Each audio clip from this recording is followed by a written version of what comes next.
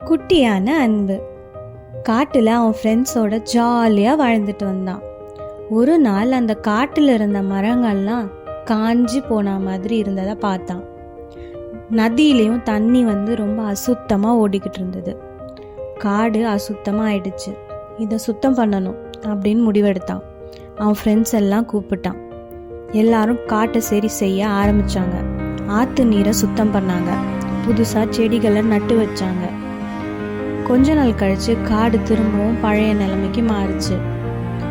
நாம் மட்டும் காட்டை பாதுகாத்தா பத்தாது, எல்லாருக்கும் இதை பற்றி சொல்லி கொடுக்கணும் அப்படின்னு முடிவு பண்ணான்.